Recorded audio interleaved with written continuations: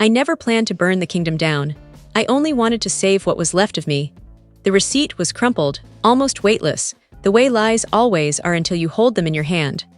Room 2407, the Mercer Hotel. 2 nights, cash. 2 bottles of Dom Perignon, long-stem red roses, breakfast for 2 charged at 10:14 a.m. on a morning. He told me he was stuck in Chicago for back-to-back investor meetings. Our 10th anniversary had been 21 days earlier. He'd come home late, smelling of airport and someone else's perfume, kissed my forehead, and said, "Sorry, babe, the markets were insane." I sat on the heated marble floor of our bathroom at 3 in the morning, knees pulled to my chest, and felt the last soft part of me calcify. No screaming, no tears, just a quiet metallic click somewhere behind my ribs. The sound of a woman deciding she was done being the footnote in someone else's legend. Julian Vale, 38, tech bro royalty. The man who put Vale Forge Holdings on the cover of Forbes 3 years running. The man who once told a reporter, "My wife is my anchor, she keeps me human." He said it while his fingers rested on my thigh under the table, squeezing just hard enough to remind me who owned the leash. He insisted on the post-nup 6 months after we got married. Purely procedural darling, protects the cap table from future complications. He scheduled it the week our daughter, Leela, was in the NICU with RSV. I signed because I was exhausted and 28 and still stupidly in love. 3 lawyers, 1 mahogany conference table.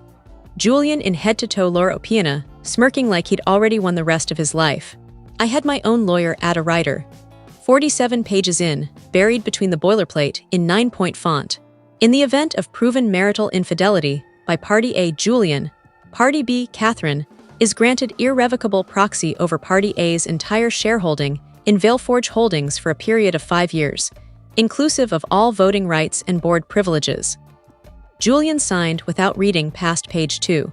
He was late for a dinner with limited partners. I watched the Mont Blanc scratch across the paper and thought, one day this pen will draw blood. After that, I became his favorite version of me, the one he could trot out at galas in backless dresses and say, "Isn't she perfect?" I laughed at jokes I'd heard 100 times. I let him explain Bitcoin to me like I'd never written the white paper for my Yale thesis. I wore pale pink and cream and pearls the size of gumballs. I stopped asking why his shirt smelled like hotel lobby and someone else's skin. While he relaxed into the certainty that I was safely stupid, I started collecting. A private investigator who used to work NYPD financial crimes. A forensic accountant who owed me a favor from college. A hacker in Lisbon who thought feminism was a good enough reason to work pro bono. They brought me treasures. Hotel keycard logs, geotagged photos of Julian, and a revolving cast of 20-somethings named after stripper aliases.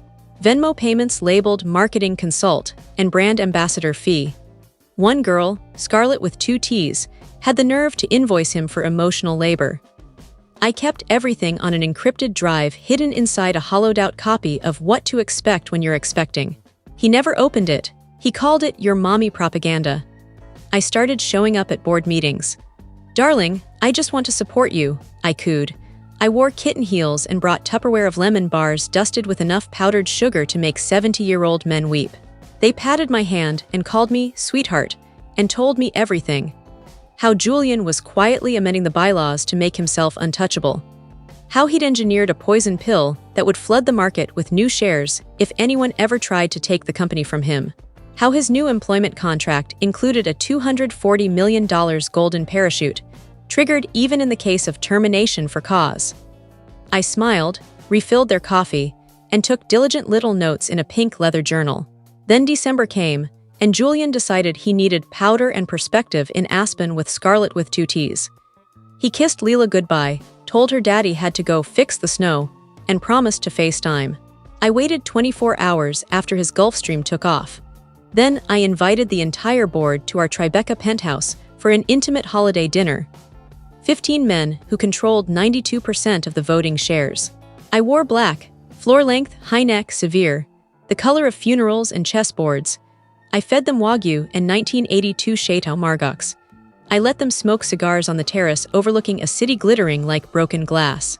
After dessert, dark chocolate tart with sea salt, I dimmed the lights and said, almost apologetically, "There's something I need the board to see before we discuss next quarter's guidance." The screen descended from the ceiling like a guillotine. 30 seconds. No sound except the click of hotel doors and the occasional moan.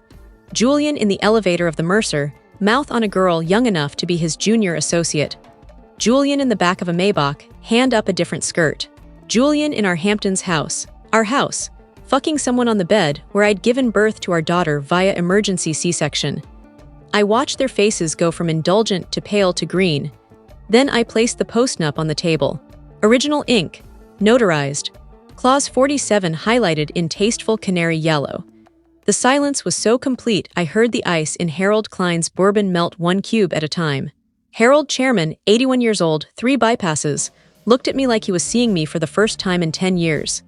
"Catherine," he said softly, "what exactly are you asking for?" "Nothing," I answered. "I'm telling you what already happened. The proxy transferred at the moment the infidelity became provable, which, according to the paper trail, was roughly 11 months ago." I slid a folder to each of them, time-stamped, notarized. "Devastating. Extraordinary meeting is scheduled for 9 a.m. tomorrow," I said. I took the liberty. Julian's plane landed at Teterboro at 6:47 a.m. He came straight to 60 Hudson, still wearing the same cashmere sweater he'd fucked her in, smelling like jet fuel and desperation. He burst into the boardroom screaming about forgery, about lawsuits, about how I would never get away with this. Harold didn't even look up from his bifocals. He simply pushed the post-nup across the table. Julian read the writer.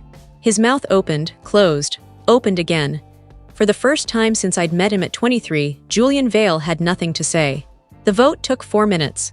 Motion to remove Julian Vale as CEO and chairman, 14-0. Motion to appoint Catherine Vale as interim CEO and chairman, 14-0. He wasn't allowed to vote his shares. They weren't his anymore. Security, 2 ex-Marines who used to salute him, escorted him out. He kept saying my name like a prayer. "Catherine, Catherine, Catherine." I didn't turn around. At 6 p.m. the atrium was packed. 5,000 employees crushed shoulder to shoulder, phones in the air, rumor ricocheting like shrapnel. I walked out onto the glass balcony that used to be his spot. No notes, no teleprompter, just me in the same black dress, hair pulled back like a woman going to war. I looked down at all of them, coders and janitors and single moms in customer support, and the trans guy from accounting who'd once asked me if the health plan covered top surgery. It didn't, yet. I took one breath that tasted like freedom and snow. "Today," I said, and my voice didn't shake, "the company lost a leader who forgot why we exist, but we did not lose our soul. You are its soul." Effective immediately.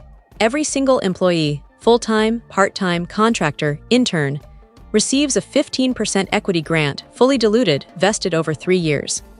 The entire 42nd floor, once home to mahogany desks and ego, will be converted into a 24/7 daycare, lactation suites, and family resource center. Opening March 1st. Starting salary across the company, no exceptions, is now $95,000 a year. Anyone below that line will be adjusted on next payroll. And Julian's $240 million golden parachute. We just turned it into the Vale Future Hardship Fund. Any employee or former employee facing medical debt, domestic violence, or family crisis can apply. No questions about credit score or deserving. The noise that came up from the atrium was primal. People were sobbing, screaming, jumping into each other's arms. Someone started chanting my name, and 5,000 voices joined in until the glass vibrated. At 10 p.m. they let him up one last time. He looked like a man who'd aged 10 years in 10 hours. Unshaven, eyes red. "You destroyed me," he whispered. I was standing at the window 42 floors above a city that no longer belonged to him. "No," I said, turning. "You destroyed you the first time you decided other people were disposable. I just refused to let 5,000 families pay the bill for your midlife crisis." I handed him a banker's box. His stupid motivational quotes desk plaque, the photo of us in Positano he'd kept turned face down for 2 years, the Patek Philippe I'd bought him for his 35th birthday. And one more thing. An open-ended first-class ticket to anywhere in the world, and a cashier's check for $100,000. "Seed money," I said. "Start over, be better, or don't. That part is no longer my problem." He stared at the ticket like it might bite him. At the door he stopped, his voice cracked. "Do you hate me?" I thought about it, really thought. "This morning I did," I said. "By tonight, I don't feel much of anything where you used to be." He walked out. The elevator doors closed on the only man I'd ever loved, and I didn't flinch. I turned back to the city, my city now. On my laptop, the new company values glowed on the screen: simple, non-negotiable. Integrity isn't a department. People are not disposable. Second chances are earned, not stolen. I hit save. Somewhere far below, in the lobby that used to say VALEFORG in arrogant brushed steel, workmen were already installing the new sign. Veil Future. Lit from within. Soft gold against the winter night. And for the first time in 10 years, when I looked out at the skyline, the future looked back at me and smiled.